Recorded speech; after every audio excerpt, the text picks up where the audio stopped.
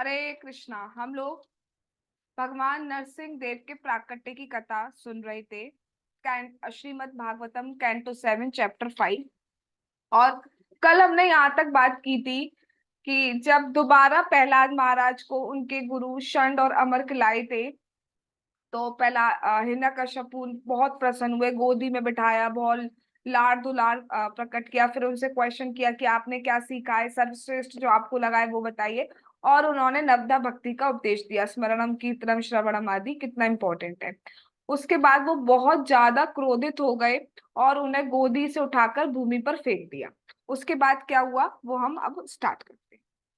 तो हिरण्यकश्यपु ने अपनी गोदी से उठाकर प्रहलाद महाराज को, जो बहुत ही सुकुमार कोमल है, 5 साल के बच्चे हैं, उनको फेंक दिया। आह आ- आहमर्षा रुष्टा विष्टा काशाई भूतलोचना वद्यतामाश्वयं वदयो निस्सार्यता नैरता। अत्यंत क्रुद्ध तथा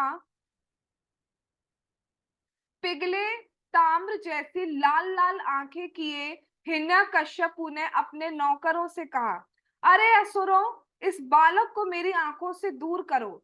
ये वध करने योग्य है, इससे जल्दी हो सके मार डालो। सी नाउ अब क्या हो रहा है, पूरा उनका जो भाव है अपने बच्चे को लेके वो पूरा का पूरा ही चेंज हो गया। कहाँ दुलार कर रहे हैं, चिरंजीवी हो, तुम्हारी लंबी आयु हो, दीर्घायु हो, सुखी हो तुम। अब क्या कह रहे हैं, क्यों? क्योंकि उनकी जो एक तरीके से बोला जाए सेंस ग्रेटिफिकेशन में बाधा बन गए हैं, उन जो भगवान विष्णु के भक्त बन गए, तो इतना क्रोध हो गए कि उनको मारने के लिए कह रहे हैं कि इसको बिल्कुल मार दो, मेरे सामने खत्म कर डालो इसे, बिल्कुल भी बच ना पाए मेरी आंखों से, इसको, इस दुष्ट को, इस नालायक को दूर करो।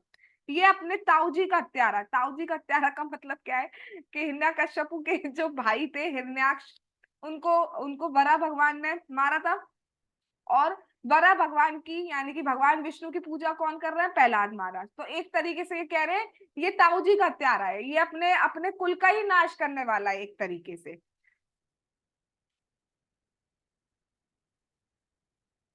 ये उसकी उपासना कर रहा है जिसने इसके ताऊ जी का वध किया है, तो ये हत्यारा है, इसको बिल्कुल मार डालो अभी।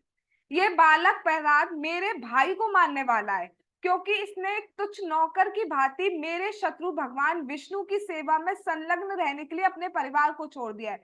मतलब जो मेरा शत्रु है, जो हमारे परिवार का शत्रु है, जो उसके ताऊ जी को मारा, जो जो मुझे भी मारने पर ललायत है, उस विष्णु का उपासक है, अर्थात ये मुझे भी मारना चाहता है। तो ये हत्यारा है, इसको अभी के अभी मेरे सामने से ओझल कर दो, बिल्कुल इसे खत्म कर दो, मार डालो। आगे क्या कह रहे हैं, यद्यपि प्रहलाद केवल 5 वर्ष के हैं, किंतु इतनी अल्प अवस्था में उसने अपनी माता पिता के स्नेह संबंध को त्याग दिया है। अतएव ये निश्चय ही विश्वास करने योग्य नहीं है। निस्संदेह इस पर विश्वास नहीं किया जा सकता कि वह विष्णु के प्रति भी ठीक से आचरण करेगा। अब जो हिरण्यकश्यपु है क्या कह रहे हैं, ये इतना नालायक है, इतना नालायक है कि सिर्फ 5 साल का है। ठीक है, चलो बड़ा हो जाता, शादी हो जाती, शादी होने के बाद छोड़ता हमें तो 1% मारा जाता। समाज में देखा जाता है कि लोग माँ बाप को शादी के बाद छोड़ देते, तो वो उस उसमें उसमें ठीक है, चल जाएगा, चलो ठीक है। बट अगर भक्ति के कारण कोई छोड़ देता तो ये क्या हो गया। शादी के बाद पति के कारण या बीवी के कारण कोई छोड़ दे रहा है, आज के समाज में यही देखा जाए तो ठीक है, चलो कोई बात नहीं, खुश रहेंगे, दोनों खुश रहे, हमारा क्या है, हम तो अपना निकल लेंगे। ठीक है। लेकिन अगर वो भक्ति कर रहा है तो दिक्कत हो जाती है। ऐसे कैसे, हमने तुम्हें जन्म दिया, ऐसे कैसे हमने तुम्हें पाला, ऐसे कैसे, ये तुम क्या कर रही हो। कोई बाहर आउटिंग पे जा रहा है और जो भी अपने दोस्तों संग घूमने जा रहा है तो क्वेश्चन नहीं होता, अरे लड़की है, लड़के लड़की बड़े हो रहे हैं, संभल रहे हैं। और भक्ति कर रहा है, वृंदावन जा रहे हैं, ये यहाँ क्यों जा रही है, तुम तो सन्यासी बन जाओगी, तुम तो साधु बन जाएगी। अच्छा, ऐसे बन जाएंगे साधु सन्यासी। तो यहाँ पे हिरण्यकश्यपु क्या कह रहा है, ये इतना नालायक है कि इसने 5 साल में अपने पिता को, माता पिता को छोड़ दिया है। छोड़ा कुछ नहीं है, जबकि छोड़ दिया है, हमसे प्यार ही नहीं करता है, प्रेम संबंधी कर दिया है इसने। मुझे तो डर है, ये मुझे तो ऐसा भी लगता है विष्णु का भी साथ नहीं देगा आगे। ये इतना नालायक है, ये इतना विश्वासघाती है कि ये विष्णु का भी साथ नहीं देगा, विष्णु को भी धोखा देगा ये। यद्यपि औषधि जड़ी बूटी जंगल में उत्पन्न होने के कारण मनुष्य की श्रेणी में परिगणित नहीं होती, किंतु लाभप्रद होने पर अत्यंत सावधानी से रखी जाती है। इसी प्रकार यदि अपने परिवार से बाहर का कोई व्यक्ति अनुकूल हो तो उसे पुत्र के समान संरक्षण प्रदान किया जाना चाहिए। दूसरी ओर यदि किसी के शरीर का कोई अंग रोग से विषाक्त हो जाए तो उसे काट कर अलग कर देना चाहिए, जिससे शेष शरीर सुखपूर्वक जीवित रहे। इसी प्रकार भले ही अपना आत्मजात पुत्र ही क्यों ना हो, यदि वह प्रतिकूल है तो उसका परित्याग कर देना चाहिए। तो यहाँ पे हिरण्यकश्यपु एक एनालॉगी दे रहे हैं। क्या कह रहे हैं हिरण्यकश्यपु? कि यदि हमारे बॉडी का कोई पार्ट जहरीला हो जाता है, फॉर एग्जाम्पल सांप काट गया या किसी भी तरीके से विषाक्त जहरीला हो गया है, तो उस पार्ट को काट दिया जाता है जिससे कि पूरे शरीर में जहर ना फैले और पूरा शरीर बच जाए, इसलिए उस पार्ट को काट दिया जाता है। तो ऐसे ये प्रहलाद हमारे परिवार के लिए एक जहर है, तो इसको हमें अलग कर देना चाहिए, इसको दूर कर देना चाहिए, मार देना चाहिए, काट देना चाहिए, जिससे कि पूरे के कुल का नाश नहीं हो। ठीक है, तो ये एनालॉगी यहाँ पे दी जा रही है। तो यहाँ पे इन शॉर्ट जो हिरण्यकश्यप है ये कहना चाह रहा है कि ये विष्णु की उपासना करते करते करते ये स्वयं विष्णु हो गया। स्वयं विष्णु का मतलब ये नहीं है कि भगवान हो गया, मतलब इसमें भी भगवान वाले गुण ही आ गए। तो इसलिए कहा जाता है भक्त, मतलब भगवान के शुद्ध भक्त, गुरु, भगवान और भक्ति, ये चार जो होते हैं ये भगवान के ही स्वरूप है। ये चारों ही भगवान है एक तरीके से। भगवान तो भगवान ही रहते हैं, मतलब भगवान अपनी शक्ति दे देते हैं इनको। ठीक है, शुद्ध भक्तों को, गुरु को, भगवान स्वयं और भक्ति। तो यहाँ पे कह रहा है कि जो भी हमारे कुल का नाश करने वाला हो गया है ये, तो हमारे लिए बेटर यही होगा कि इसको मार दिया जाए, इसको अलग कर दिया जाए। इसको इतना विष्णु से अटैचमेंट हो गया है कि इसको मारना ही इसके लिए सबसे सही सही है।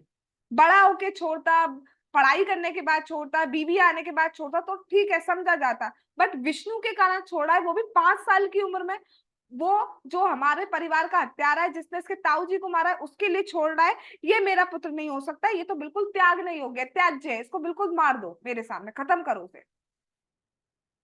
आगे क्या कह रहे हैं? जिस प्रकार असंयमित इंद्रियां आध्यात्मिक जीवन में आगे बढ़ने के लिए व्यस्त योगी की शत्रु होती हैं, उसी प्रकार प्रहलाद मित्र के समान प्रतीत होकर भी मेरा शत्रु है, क्योंकि इस पर मेरा वश नहीं चलता। अतएव खाते सोते बैठे सभी तरह से शत्रु को मार डाला जाए। क्या कह रहे हैं? कि जैसे अगर आपको पता हो, अगर जो जॉइंटिस डिजीज हो जाती है ना, पीलिया हो जाता है जॉइंटिस, तो उसमें मीठा खाने के लिए कहा जाता है। उसका इलाज ही है, उसका ट्रीटमेंट ही है कि आपको मीठी चीजें खानी है, स्वीट। ठीक है, बल और वो उस टाइम जब आप मीठी चीजें खाते हैं तो वो बहुत कड़वी लगती है, आपको खाई नहीं जाती, बट उसका इलाज ही वही है। और आपको नमक की चीजें खाना का मन करता है, बट नमक उस टाइम जहर होता है। ऐसी जो हमारी अनकंट्रोल सेंसेस है, हमारा कुछ भी मन कर रहा है खाने का, हम कुछ भी खा रहे हैं, हमारी जीभ पे कंट्रोल नहीं हो पा रहा है। हमारा कुछ भी मन कर रहा है बोलने का, हम कुछ भी बोल रहे हैं, जीभ पे कंट्रोल नहीं हो पा रहा है। हमारा कुछ भी मन कर रहा है देखने का, हम उसको देख रहे हैं। हमारा कुछ भी मन कर रहा है सुनने का, हम उसको सुन रहे हैं। तो एक तरीके से ये हमारा आध्यात्मिक प्रगति में बहुत बड़ी बाधा होती है। हम भक्ति नहीं कर सकते अगर हम अपने सेंसेस को कंट्रोल नहीं करेंगे। अब हमारा मन नहीं कर रहा लेक्चर, भगवान की कथा सुने, और हम नहीं सुनते, भले ही मन करे या नहीं करना, स्टिल सुने। बीच बीच में ऐसे भवरे से आते हैं हमारे पास कि हम नहीं सुने, लेकिन स्टिल सुनना है, मन करे या ना करे, तब भी सुनना है। तो अब क्या कह रहे हैं? ये तो बिल्कुल मेरा शत्रु है, दिखने में ऐसा लग रहा है कि मेरा बहुत आत्मज है, बहुत अपना है, लेकिन ये मेरा शत्रु है। अब इसको कैसे भी मारो, बस इसको मार डालो, मुझे नहीं फर्क पड़ता कैसे मारना है। इसको खाते खाते भी कुछ में जहर डाल दो, चाहे इसको बैठे बैठे इसके ऊपर पत्थर फेंक दो, चाहे सोते हुए इसके ऊपर पत्थर फेंक दो, कुछ भी करो, बस इसको मार डालो। उबलते तेल में कैसे भी, हाथी के पैरों के नीचे कैसे भी, इसको बस मार डालो। सी, ये कितनी खराब साइकोलॉजी है, टेंडेंसी है अब भक्तों की, भक्तों के प्रति। बस उनका दोष ही क्या है प्रहलाद महाराज का? कि वो भक्त बन गए।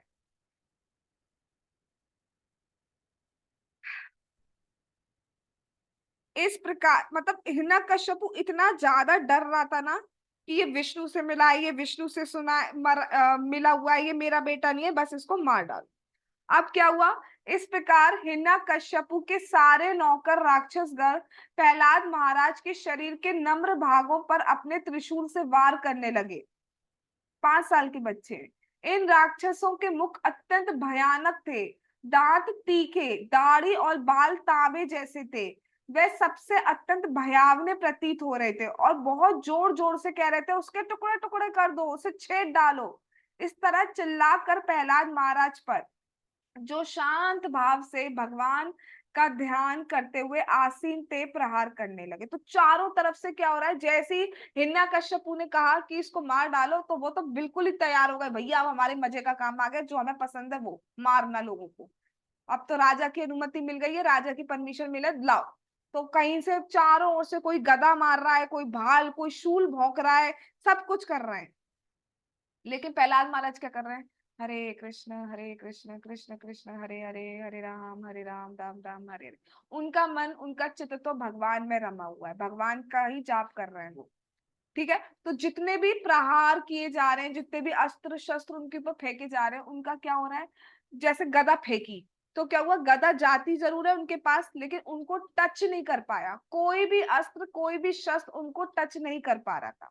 दूर से ही वहीं से टूट जा रहा, फेंक जा रहा या वापस आ जा रहा, उनको टच नहीं कर पा रहा था। क्यों? जो भगवान के ध्यान कर रहे हुए, भगवान क्या उनका ध्यान नहीं करते? जो भगवान का ध्यान करते हैं, भगवान उनका ध्यान करते हैं। जो अपना चित्त भगवान में लगाए रखते हैं, भगवान स्वयं उनकी रक्षा करते हैं।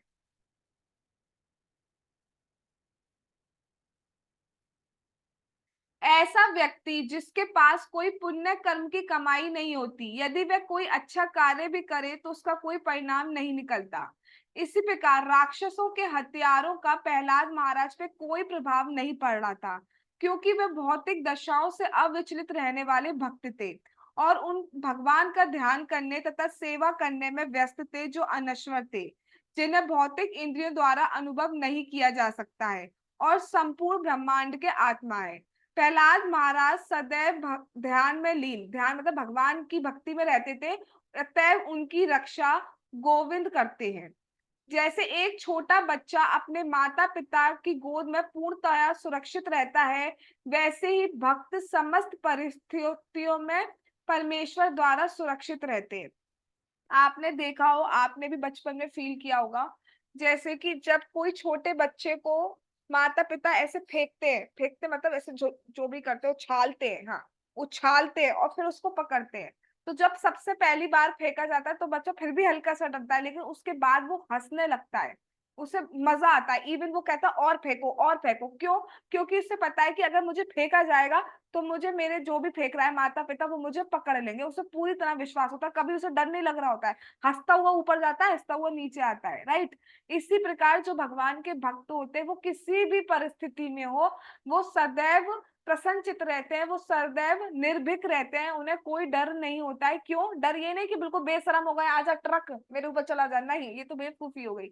निर्भीक होते हैं, इसका मतलब ये है कि उन्हें पूरी तरह विश्वास होता है कि भगवान हमेशा उनकी रक्षा करते हैं। अभी हम भक्त बने नहीं, एक्चुअली हम तो भक्त बनने का प्रयास कर रहे हैं, इसलिए हमें पूर्णतया, अभी तो पूरी तरह से सरेंडर हम कहाँ हुए हैं। अभी तो हमें डर लगाता है ना, ये वाला पेपर नहीं हुआ तो क्या होगा, वाली जॉब नहीं लगी तो क्या होगा, ये हो गया तो क्या होगा, वो क्या होगा, वो क्या होगा। ठीक है, अभी तो हमारे अंदर ये वाले क्वेश्चंस आते हैं, तो अभी तो हमें बहुत प्रगति करनी है। बट ठीक है, हमें स्टैंडर्ड पता चलता है कि अभी तो हम उठे कहाँ तक है। लेकिन जो शुद्ध भक्त होते हैं, जो भगवान के भक्त होते हैं, वो किसी, अब सोचो हमारे सामने हाथी, हाथी को हमारे ऊपर ला दिया जाए तो क्या हम डरेंगे? नहीं। लेकिन उन्हें पूरा विश्वास है। अब हमें हमें कोई फुलिशनेस नहीं करनी कि कुछ भी आ जाए हमारे सामने खड़े हुए हैं, दैट इज फुलिशनेस। ठीक है, ये नहीं कहा गया है। ठीक है, बट ये जो बताया जा रहा है, उनको पूरा विश्वास था भगवान पे, क्योंकि वो उस टाइम भी क्या कर रहे थे, हरे कृष्णा कृष्णा कृष्णा हरे हरे, हरे राम राम राम हरे। हे राजा युधिष्ठिर, कौन सुना रहा है ये कथा? नारद जी। Very good. ठीक है, फाइनली कल चीख चीख के इतना तो पता ही चल गया कि नारद मुनि युधिष्ठिर महाराज को राजसूय यज्ञ में कथा सुना रहे हैं। तो नारद जी क्या कहते हैं, हे राजा युधिष्ठिर, जब प्रहलाद महाराज को मार डालने के असुरों के सारे प्रयास निष्फल हो गए, तो दैत्यराज हिरण्यकश्यपु अत्यंत भयभीत होकर उन्हें मारने के अन्य उपायों की योजना करने लगा। तो सबने गदा से मारा, शूल से मारा और बहुत सारी सारी चीजों से मारा, लेकिन कुछ भी नहीं हुआ। प्रहलाद महाराज बिल्कुल निर्भीक थे, भगवान के हरे कृष्ण महामंत्र का जाप कर रहे थे, कुछ भी नहीं हुआ। तो फाइनली अब वो सोचने लगा इससे नहीं मरा, चलो ठीक है, अब हम नई प्लानिंग प्लॉटिंग करते हैं, नई नई स्ट्रेटेजीज निकालते हैं, कुछ नए हम आइडियाज निकालते हैं जिसके थ्रू प्रहलाद महाराज को मारा जा सके। तो अब देखिए कितने बढ़िया आइडिया निकाले जा रहे हैं। हिरण्यकश्यपु अपने पुत्र को विशाल हाथी के पांव के नीचे, हाथी के पांव के नीचे उनको फेंका जा रहा था। एक बार नहीं, दो बार नहीं, 10-10 बार। पहली बार फेंका, हाथी आया, हाथी ने अपना पैर रखा, जैसे ही वो प्रहलाद महाराज के निकट गया उसको हीट आने लगी, उसका पैर जलने लगा और वो दूर भाग गया। क्यों? भगवान स्वयं रक्षा करते हैं, कोई टच नहीं कर सकता था प्रहलाद महाराज, कोई भी।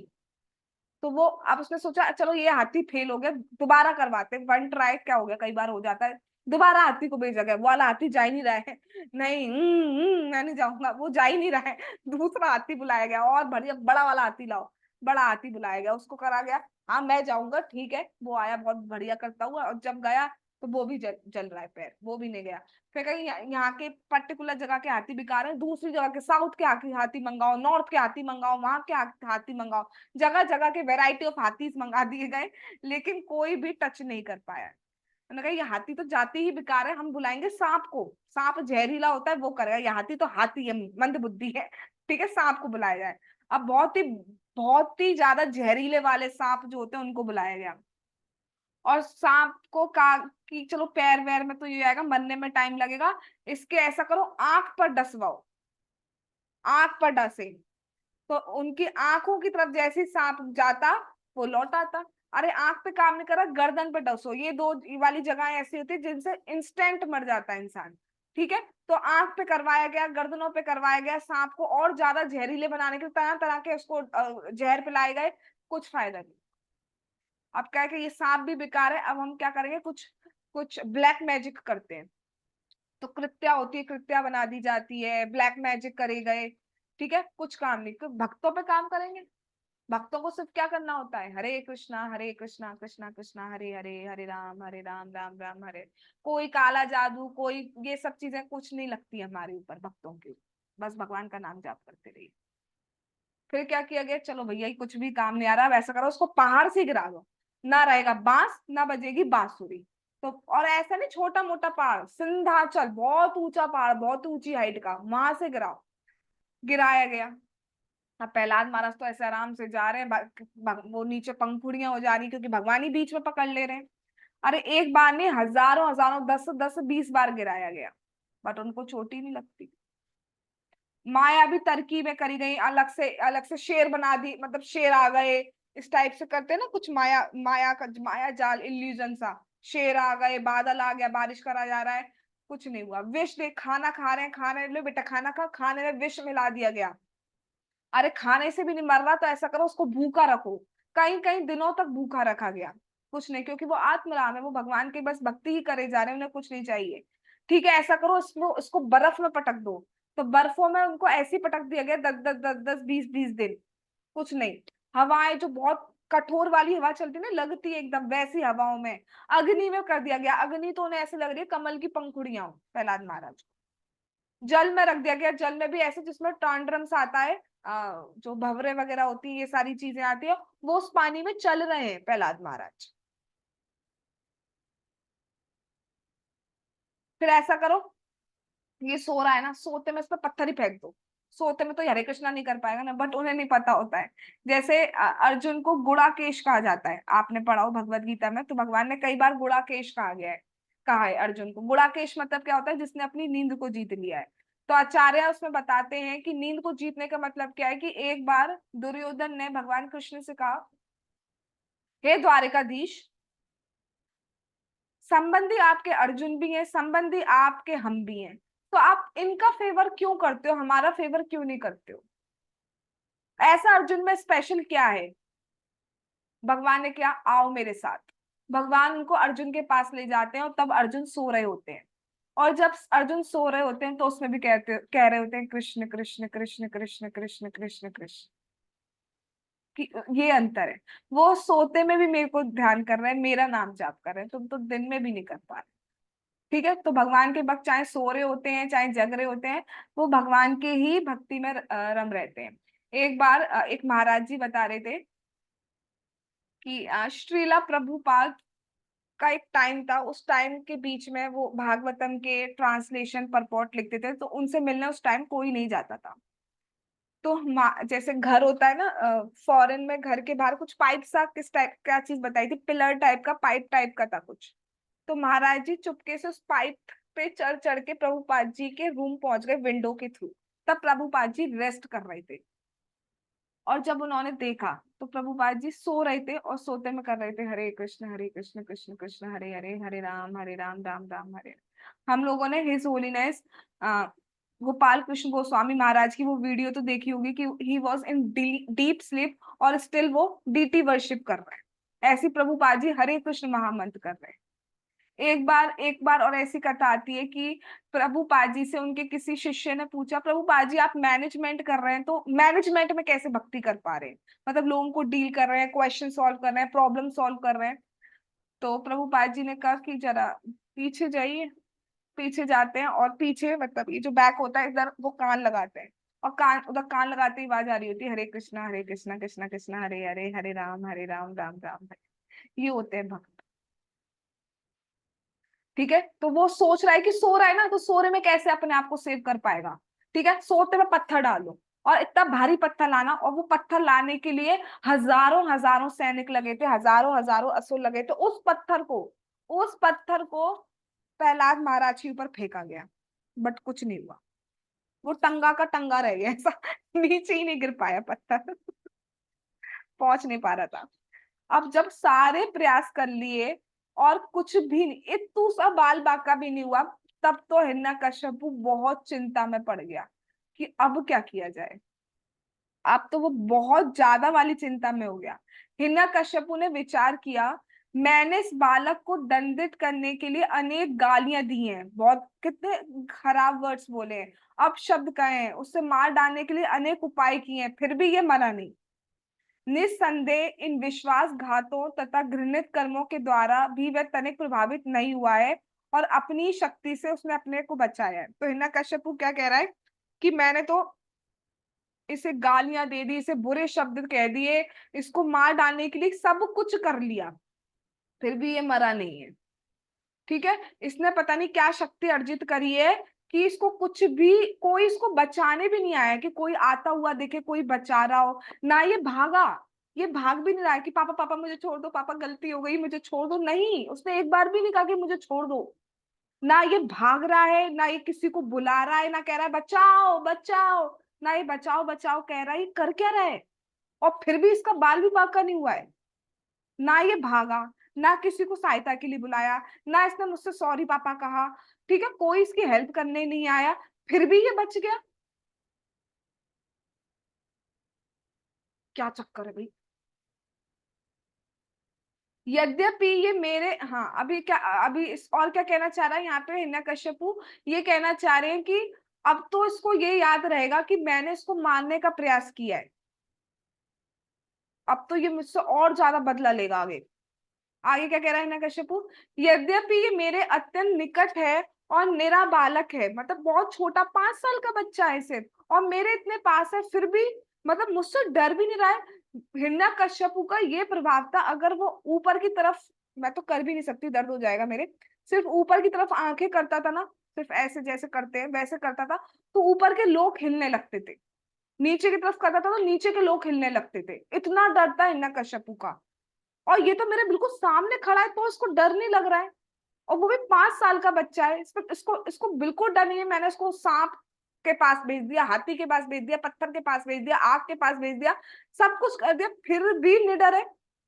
ये तो, ये उस कुत्ते की टेढ़ी पूंछ के समान है जो कभी सीधी नहीं की जा सकती, क्योंकि ये मेरे दुर्व्यवहार तथा अपने स्वामी भगवान विष्णु से अपने संबंध को कभी नहीं भूलता। एनालॉगी वो थोड़ी अजीब सी दे रहा है लेकिन कहने का तात्पर्य ये है कि जैसे कुत्ते की पूंछ को सीधी नहीं किया जा सकता। महाराज जी बता रहे थे जैसे पूंछ है कुत्ते की, ठीक है, अगर उसको किसी लकड़ी से सीधे उससे 100 साल के लिए बांध दिया जाए और उसके बाद खोला जाए तब भी वो टेढ़ी की टेढ़ी ही रहेगी। इसी तरह जो भक्त है वो, ये जो प्रहलाद महाराज है, ये तो अपने संबंध को कुछ भी कर दिया जाए बट ये नहीं भूलेगा।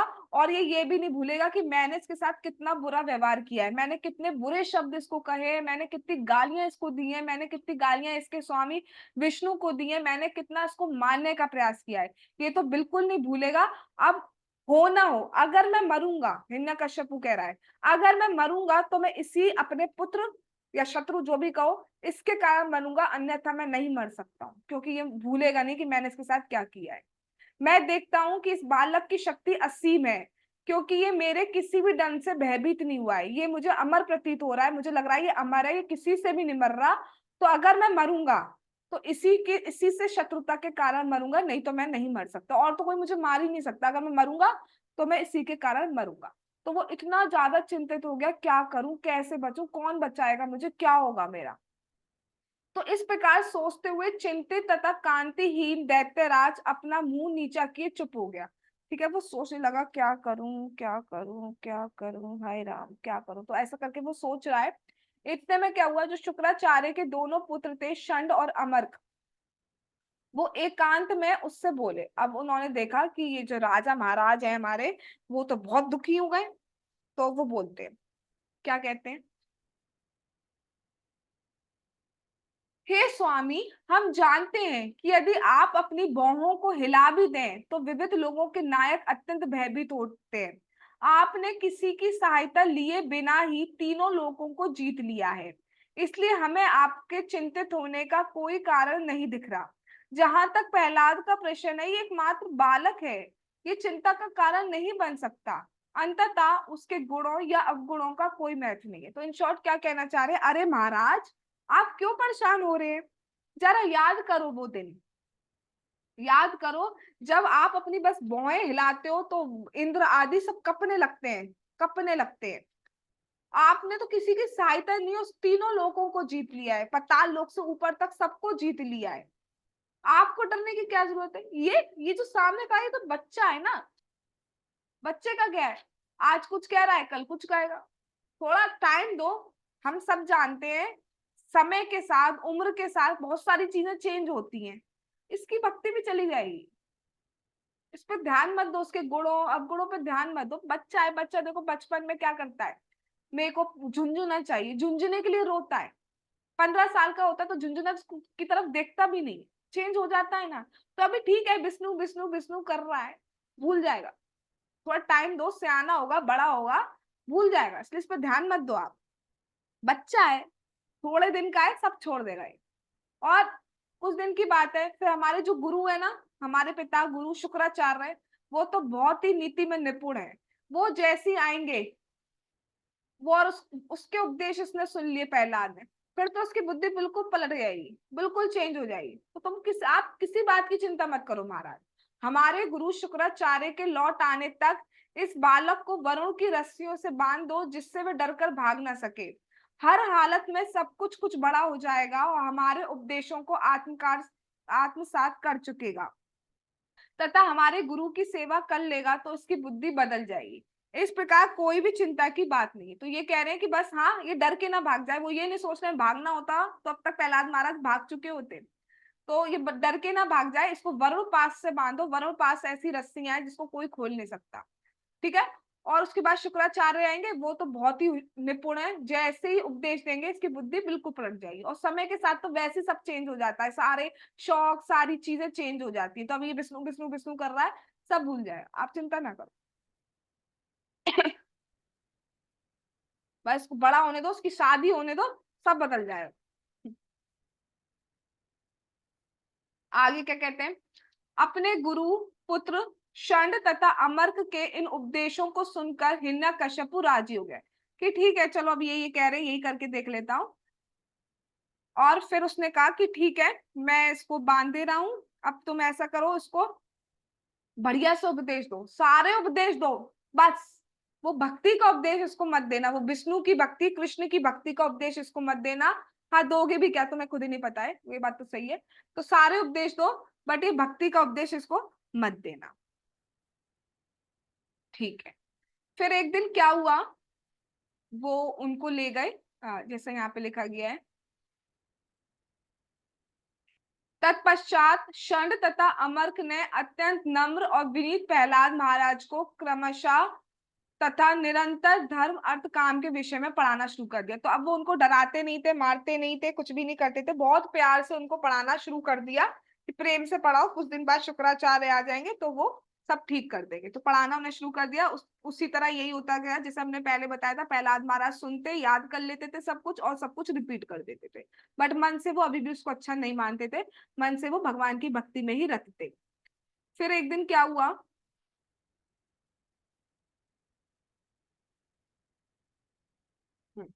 एक दिन क्या हुआ, ये जो दोनों शिक्षक थे अपने घरेलू के काम काज में किसी उस दिन बिजी थे, कुछ घर के काम वगैरह कर रहे थे। तो जो उस आश्रम में जितने भी असुर पुत्र थे, बाकी बच्चे थे, जब उन्होंने देखा कि गुरु जो थे दोनों वो काम में लगे हुए हैं, और प्रहलाद महाराज ना खेल कूद नहीं करते थे, बाकी बच्चे खेलते कूदते थे, प्रहलाद महाराज तो हरे कृष्णा कृष्ण कृष्ण हरे हरे, हरे राम राम राम हरे हरे, यही करते रहते थे। वो अपना प्रत्येक क्षण का उपयोग, इवन सिंगल सेकंड का यूज वो जो थे वो कृष्ण भावनामृत को अग्रसर करना में बिताना चाहते थे। एक सेकंड भी वो वेस्ट नहीं करना चाहते। हम एक सेकंड क्या, हम तो यूं ही वेस्ट करते जाते। इवन दूसरा भक्ति कर रहा होता तो हमें ये लगता है कि हम टाइम नहीं दे रहे उसको, उसको ये लगता है। ठीक है, तो प्रत्येक क्षण का उपयोग कृष्ण भावनामृत को अग्रसर करने में बिताना चाहते थे।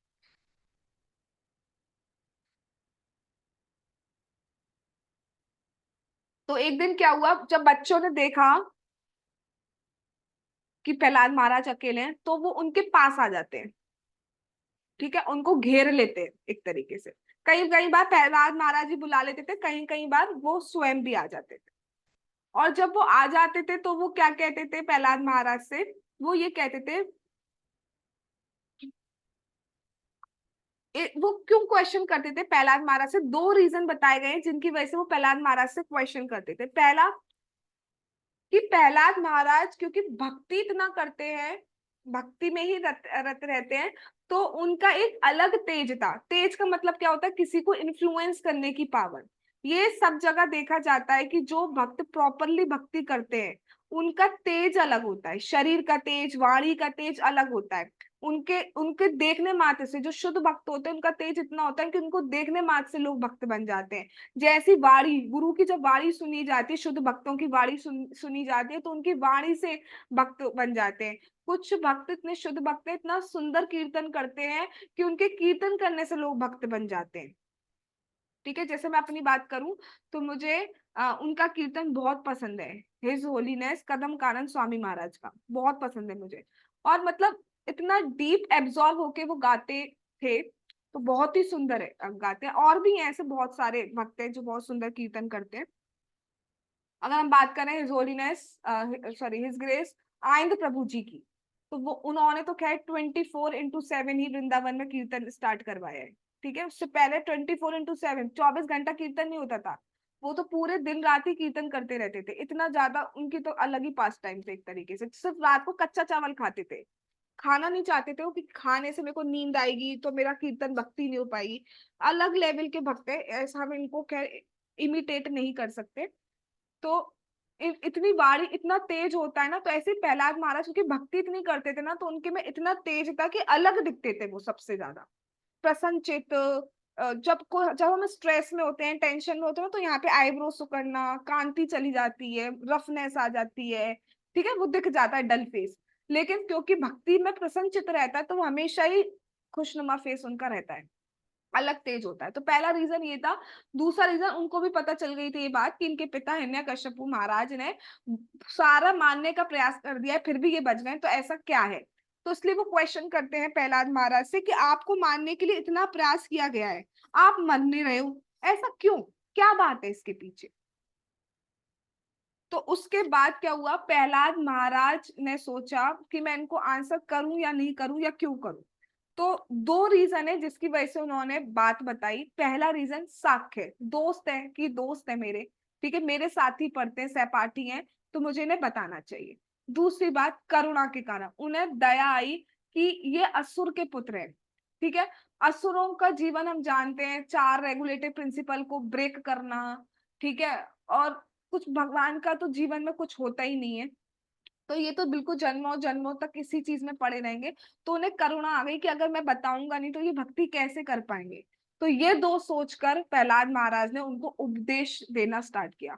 और इतने सुंदर उपदेश है, हम उपदेशों पर तो नहीं जाएंगे क्योंकि प्राकट्य कल ही प्राकट्य करवाना पड़ रहा है, थोड़ा जल्दी करवाना पड़ रहा है प्राकट्य प्रहलाद महाराज का।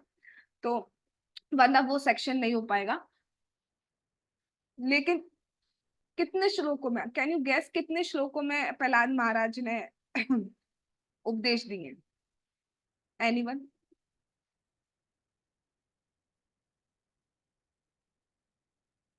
अरे बोलो, दो गैस ही तो करना है। 2, 4, 5, 10, 15, कितने श्लोकों में किए होंगे? 50? अच्छा, एक कह रहे हैं 50, और बाकी कोई कुछ कहना चाहेगा?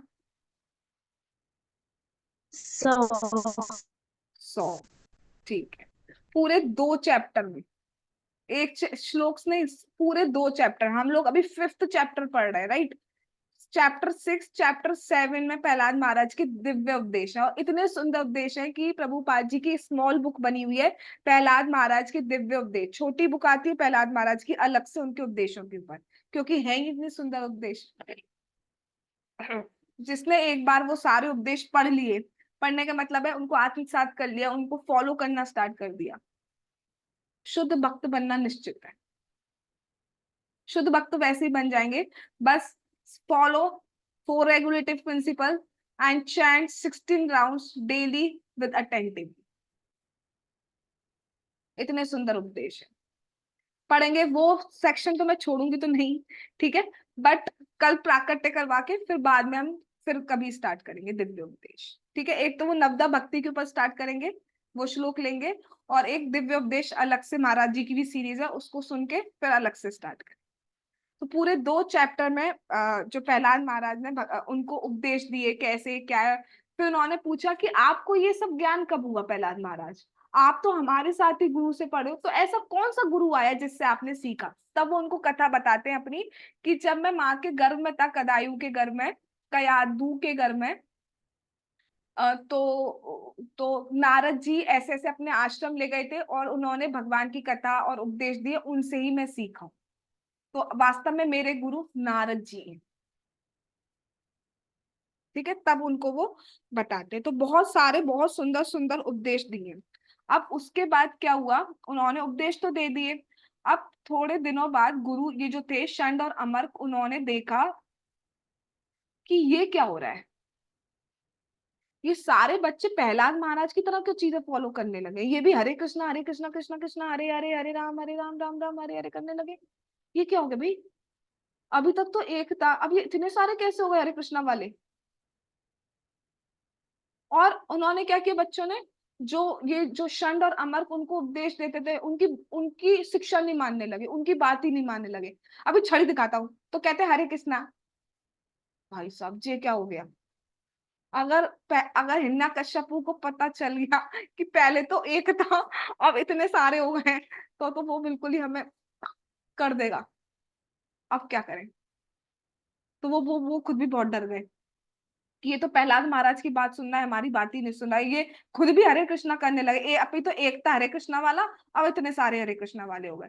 तो वो क्या करते हैं, जब उसने देखा कि सारे पुत्र, सारे असुर पुत्र प्रहलाद महाराज के एसोसिएशन से, जय हो भक्त के एसोसिएशन से कृष्ण भक्ति में आगे बढ़ रहे हैं, तो वह डर गए।